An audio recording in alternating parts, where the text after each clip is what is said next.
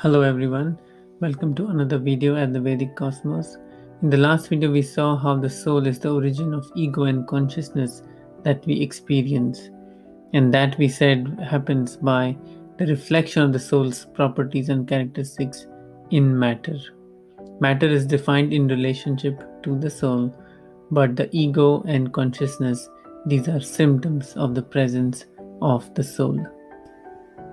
Now, a question naturally arises that what or where exactly is the soul? This video specifically talks about that. When we think of ourselves or other people, we think in terms of their mind and their bodily activities. So, for example, a person pointing to something must be thinking of something, and therefore his hand is pointing to something. There's a woman working on her laptop, she's thinking of something, and therefore her bodily movement shows something.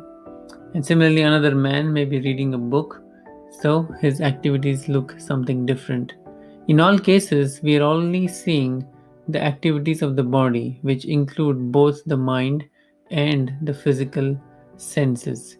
So, our ordinary vision only allows us to see the body, not the soul. In order to understand what the soul actually is, it's important to understand its relationship to the body. The body is like a covering on the soul. The soul is the source of life and it gives rise to symptoms of life in the body, but the body is like a covering made of matter, layers of matter on the soul. The soul eternally stays the same, but the bodily covering on it changes. In fact, it changes all the time.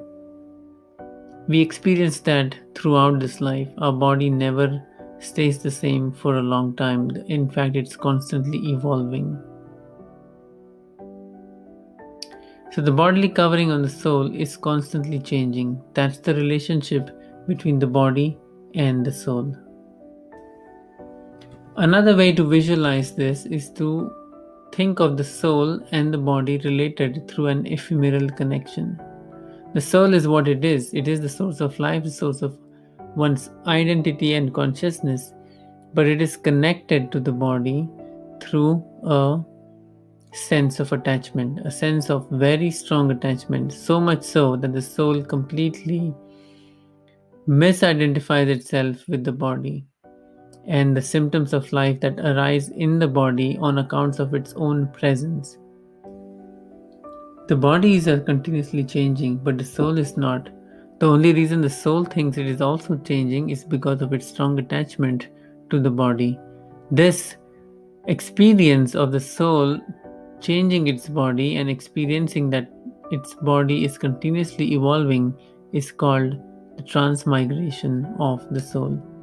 It appears that the soul is going through different bodies, but it's actually only the body that it is changing, and the soul always remains independent of that change. Now we'll talk about the characteristics of the soul. The first one is that it is atomic in nature.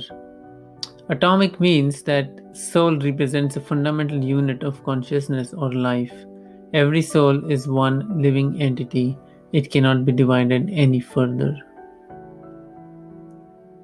The soul is also said to be unborn. It's unborn because it always stays the same eternally.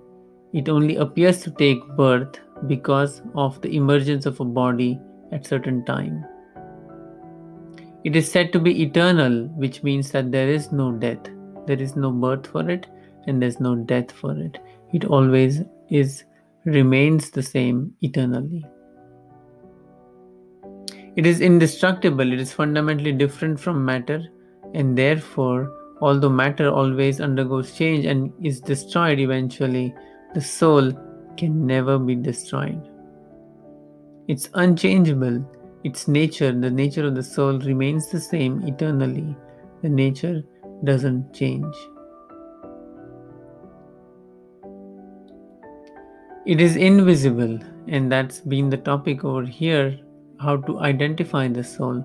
We cannot see the soul with any of our senses. It's also inconceivable if we try hard, thinking hard about it. Even with our minds or intelligence, it's very, very difficult to perceive what the soul is. The question therefore naturally arises, how are we to know the soul? How can we understand the soul? So, to answer that question, we go back to the original picture that we started with. We have the soul, and the symptoms of the soul or the characteristics of the soul are reflected in matter. And this matter is what constitutes our body. Our body has different components in terms of intelligence, mind, and the senses. These are different aspects of our body. And the reflection of the soul is what generates symptoms of life within intelligence, mind, and senses, especially in terms of presence of the consciousness. But the intelligence is the closest, is the most near to the soul in the body. So the soul can be known by deliberate spiritual intelligence. And in order to develop that spiritual intelligence, one needs to cultivate a spiritual practice. By taking shelter of such a practice and with development of spiritual intelligence, one can gradually determine what the soul is and how it is different from the covering of the body. I hope you like this video. I'll see you again next time. If you have any questions or comments, please feel free to leave them down in the comment sections. Thank you. Bye bye.